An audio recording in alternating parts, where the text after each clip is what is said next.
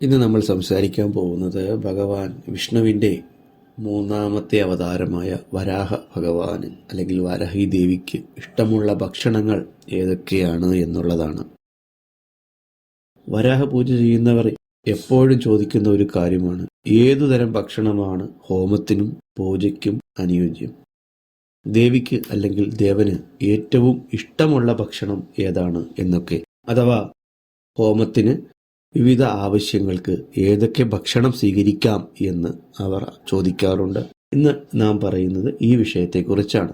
ഒന്നാമതായി, ദേവിക്ക് അല്ലെങ്കിൽ ദേവന് ഏറ്റവും ഇഷ്ടമുള്ളത് വരാഹവിത്ത് എന്നറിയപ്പെടുന്ന ശുദ്ധമായ നിലപ്പനക്കിഴങ്ങാണ്. നിലപ്പനക്കിഴങ്ങ് ഉണക്കിയത് നെയ്യ് ചേർത്തും ചേർക്കാതെയും മധുരങ്ങൾക്കൊപ്പവും ചേർത്തും ഹോമങ്ങൾക്കും പൂജയ്ക്കും ഉപയോഗിക്കാവുന്നതാണ്. ഈ കിഴങ്ങ് കൊണ്ട് പൂജിക്കുന്നത് ആരോഗ്യം ഉണ്ടാകുന്നതിനും ആയുസ് വർദ്ധിക്കുന്നതിനും വളരെ വിശേഷമാണെന്ന് പറയപ്പെടുന്നു. കാര്യസിദ്ധി ഹോമങ്ങൾക്ക് വളരെ മികച്ച ഫലമുണ്ടാകണം എങ്കിൽ മാതള നാരങ്ങ, അതായത് ഉറുമാമ്പഴം എന്ന് പറയുന്ന മാതള നാരങ്ങ ശുദ്ധമായ ചാറെടുത്ത് അതിൽ ശുദ്ധമായ തേൻ ചേർത്ത് അല്പം കൽക്കണ്ടവും കൂടി ചേർത്ത് പൂജകൾക്കും ഹോമത്തിനും ഉപയോഗിക്കാവുന്നതാണ്. ശത്രുദോഷങ്ങൾക്ക് പരിഹാരക്രിയകൾ ചെയ്യുമ്പോൾ തണ്ണിമത്തൻ ചാറും അല്ലെങ്കിൽ തണ്ണിമത്തൻ മുഴുവനായും അതിൻ്റെ പഴങ്ങളും പഴച്ചാറുകളും ഉപയോഗിച്ചു കാണുന്നു. ഇത് വളരെ ഫലപ്രദമായതായി കാണുന്നുണ്ട്. ഈ രീതിയിലുള്ള പൂജകൾ അധികവും വനവാസികൾക്ക് അറിവുള്ളതാണ്. മധുരക്കിഴങ്ങ് കൊണ്ടുള്ള ചിപ്സുകളും അതുകൊണ്ട് നിർമ്മിച്ച പലഹാരങ്ങളും വരാഹദേവനും ദേവിക്കും വളരെ ഇഷ്ടമാണ്.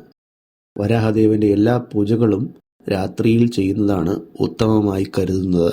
കാരണം വരാഹദേവന്റെ അധിഷ്ഠാന ദേവതയായ ചന്ദ്രൻ രാത്രിയിലാണ് ഉത്ഭവിക്കുന്നത്. പോപ്കോണ്, കപ്പലണ്ടി എന്ന കപ്പലണ്ടി അഥവാ പീനട്ട് എന്നിവയും വരാഹദേവന് ഇഷ്ടമാണ്. ഭൂമിക്കടിയിൽ ഉണ്ടാകുന്ന എല്ലാതരം കിഴങ്ങുകളും ഈ ദൈവിക ശക്തിക്ക് പ്രിയമാണ്. ചിലർ വാഴപ്പഴം, തേങ്ങ, മാമ്പഴം, മാതള നാരങ്ങ, ഈന്തപ്പഴം, കശുവണ്ടി, ബദാം, ഉണക്കമുന്തിരി എന്നിവയും ഉപയോഗിക്കാറുണ്ട്. വരാഹപൂജയിൽ സാധാരണയായി ഉപയോഗിക്കുന്ന എല്ലാ ഭക്ഷണങ്ങളും സസ്യാഹാരങ്ങളാണ് എന്നത് ശ്രദ്ധേയമാണ്.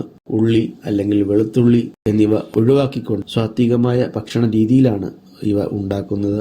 ശുദ്ധവും രുചികരവുമായ ഭക്ഷണങ്ങൾ സമർപ്പിക്കുന്നത് വരാഹ ഭഗവാനെ പ്രീതിപ്പെടുത്തുകയും ഐശ്വര്യം കൊണ്ടുവരികയും ചെയ്യുമെന്ന് ഭക്തർ വിശ്വസിക്കുന്നു. നെയ്യ്, വെണ്ണ, ശർക്കര ഇവ കൊണ്ടുള്ള വിവിധതരം പായസങ്ങളും ദേവനോ ദേവിക്കോ സമർപ്പിക്കാവുന്നതാണ്. ഇത്രയും കാര്യങ്ങളാണ് വരാഹ ദേവന്റെ പൂജയിൽ ഉപയോഗിക്കേണ്ടുന്ന ആഹാരങ്ങൾ എന്തൊക്കെയാണ് എന്നുള്ളതിനെക്കുറിച്ചുള്ള ലഘു വിവരണം. ഇതൊരു ചെറിയ വിവരണം മാത്രമാണ്. കൂടുതൽ വിവരങ്ങൾ നിങ്ങളുടെ അടുത്തുള്ള പൂജാരിമാരിൽ നിന്നോ അതിന് അനുയോജ്യരായ മറ്റ് ആളുകളിൽ നിന്നോ നിങ്ങൾക്ക് ലഭിക്കുന്നതാണ്. വരാഹപൂജയെക്കുറിച്ച് കൂടുതൽ അറിവുകൾ നിങ്ങൾക്ക് ഈ ചാനൽ സബ്സ്ക്രൈബ് ചെയ്യുന്നതിലൂടെ ലഭിക്കുന്നതാണ്. നന്ദി, നമസ്കാരം.